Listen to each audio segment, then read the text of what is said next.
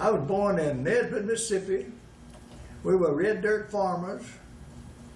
And I left the farm and joined the Air Force. I started in Camp Shelby, Mississippi.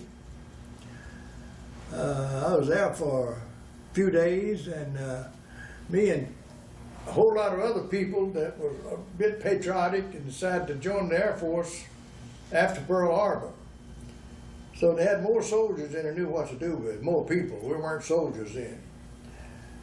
And we wallowed around there a little while, and they took our aptitude tests, and some knew what they were doing and some didn't care, and I was one of them that thought, I want to get out of here quick as I can, so I didn't do too well on my aptitude test. So they sent me to Wichita Falls, Texas to go to Air Force mechanic school. Somehow I ended up in Pendleton. I was there a short while.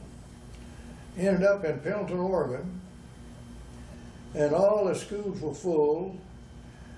They just was pushing us around in every direction. We were walking guard duty and doing things we knew. We hadn't had much training at that time. So finally I got enrolled in a little school, and I became a sheet metal man. And what did you do? What did a sheet metal man do? Well, the airplane, gets shot up, crashed. Anything that was wrong with the metal on the outside of the plane, we had to fix it. And I attended a short school, and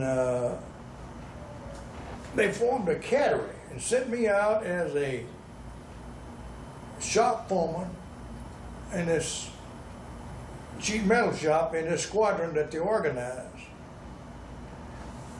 And it was really a mess. So finally they shipped about 300 raw recruits in and sent us down to California, and we had to train them troops. We'd had very little training ourselves, so we had a book to go by. The problem was they just had more people than they knew what to do with at that time. But anyway, we made the best of it and ended up with a pretty decent squadron.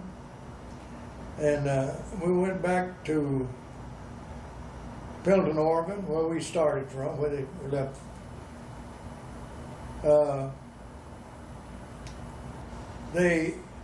A lot of planes were crashing, and instead of us getting to work on what we were supposed to, they made a crash crew out of us. And when the airplane crashed, we had to go out and pick up every part of that airplane and bring it back. And we didn't assemble it, but we got it where they could assemble it and try to figure out why the plane crashed. We did that a while, and then I decided I wanted to fly. And I applied for a cadet school,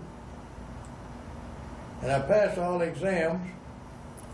But it was like everything else. They had an influx of people there, just big waiting list on everything, all the school. So they ended up sending us to,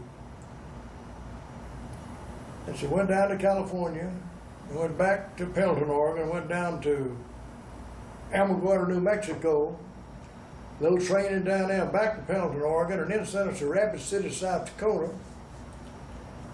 Finally made a squadron out of us. All of us had our tools and what we were supposed to do, had very little experience.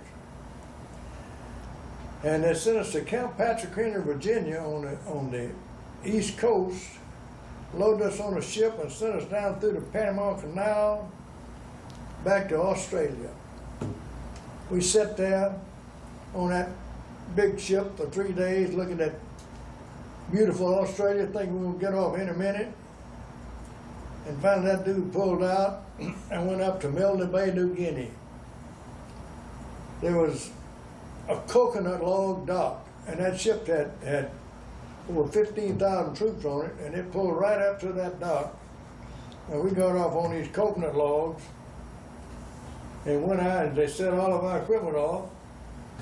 And that's where we started our overseas duty, right there.